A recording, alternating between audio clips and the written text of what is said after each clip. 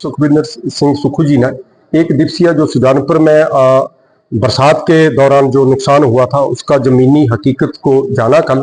और जहां जहां नुकसान हुआ था, चाहे वो बैरी की बात हो, चाहे वो चौरी की बात हो या चबूतरा की बात हो, तो हर जगह का जायजा लिया और साथ में ही प्रशासन को साथ लेकर जो जितना नुकसान हुआ है उसका आकलन किया गया और उनको हिदायत दी गई प्रशासन को कि इन्हें जो जिन लोगों का नुकसान हुआ उन्हें हर संभव जो है वो सहायता मिलनी चाहिए।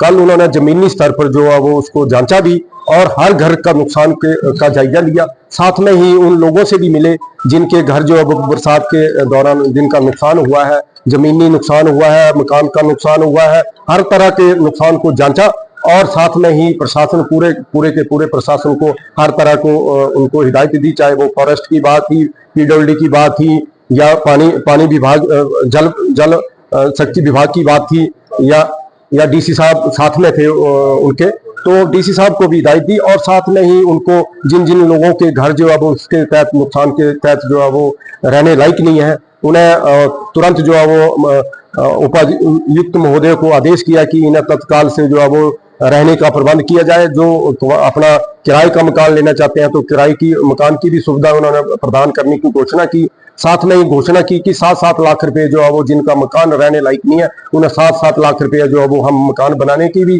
घोषणा करते हैं। साथ में ही उन्हें ये भी कहा कि अगर जमीन की बात होती है तो हम तबादले के तहत जो है वो फॉरेस्ट विभाग से बात कर रहे हैं, फॉरेस्ट विभाग से जो वो उनको मकान बनाने के लिए भी जमीन उपलब्ध करवाई जाएगी। तो इस तरह का जो माननीय मुख्यमंत्री का कल टूर रहा और अच्छा टूर रहा। उन्होंने हर लोगों से जो मुलाकात की और हर संभव सहायता देने की वहां पे बात रखी। वहां पे सुजानपुर विधानसभा क्षेत्र में जो पूर्व में विधायक रहे हैं उन्होंने एक कार्यक्रम किया, नाम तो संस्था का था लेकिन उसको एक पार्टी का प्रोग्राम जो है वो उन्होंने तय कर दिया वहां पे और पार्टी की ही बात की। और यहाँ के जो स्थानीय विधायक है आशीष शर्मा जी उसमें मौजूद थे उसी प्रोग्राम में, उनको भी विशेष अतिथि के रूप में मनाया गया था। प्रोग्राम जो था वो वहां पे जो स्थानीय पूर्व में विधायक रहे हैं राजेंद्र राणा जी, उनके बेटे द्वारा वहां किया गया था। बेटा जो था वो उसका अध्यक्ष है और साथ में मुख्य अतिथि उनका डैडी मतलब पिताजी उनके वहां पे मुख्य अतिथि थे। तो ये बाप बेटे का जो है वो संस्था चली हुई है। लेकिन बड़े दुर्भाग्य की बात है कि जब वो संस्था के नाम पे आप लोगों को बुला तो लेते हैं लेकिन वहां पे जो है वो उसको एक पार्टी का रंग दे दिया जाता है।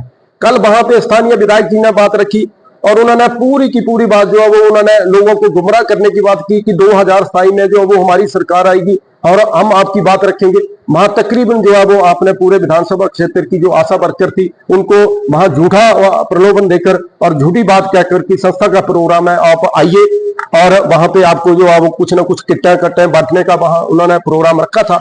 लेकिन पूरी की बात जो है वो माननीय मुख्यमंत्री के ऊपर रखी कि जी मुख्यमंत्री जी जो है वो किस तरह का वहां पे झूठा प्रचार कर रहे हैं या झूठे हमारे ऊपर आरोप लगा रहे हैं। लेकिन साथ में उन्होंने एक बात और रखी कि मैं जो है वहां पे विधानसभा में जाता हूं तो विधानसभा में जो लोगों की बात रखता हूं, लेकिन अभी विधानसभा का सत्र हुआ उसमें जो है वो इस तरह की कोई बात पे वहां विधायक साहब ने नहीं रखी। अपने घर की बात रखी, अपने घर के भाई की बात रखी, चाचे की बात रखी या अपनी भाभी की बात रखी। लेकिन मैं इनसे ये पूछना चाहता हूं कि जब आप शिमला चले जाते हैं तो आपको हमीरपुर की याद नहीं आती है, हमीरपुर के लोगों की याद नहीं आती है, हमीरपुर में क्या चाहिए, कौन सी योजना चाहिए, किस तरह का इंस्टीट्यूट चाहिए, इस तरह की बात करनी चाहिए। सड़कों के लिए कितना पैसा चाहिए, क्या नुकसान हुआ है आपदा में, किन लोगों के घर जो है वो उसमें तबाह हो गए हैं, उन लोगों को किस तरह की मदद चाहिए, इस तरह की बात करनी चाहिए थी। लेकिन जब आप हमीरपुर आ जाते हैं तो हमीरपुर तो आप कहते हैं कि मैं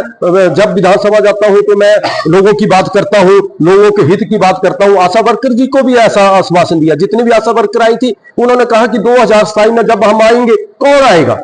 आप संस्था का प्रोग्राम कर रहे हैं कि भाजपा का प्रोग्राम करते हैं? मैं ये पूछना चाहता हूं कि जब आप संस्था की बात करते हैं तो संस्था की बात करिए। आप वहां पे बात संस्था की रखनी चाहिए थी, आप पार्टी की बात रखते हैं।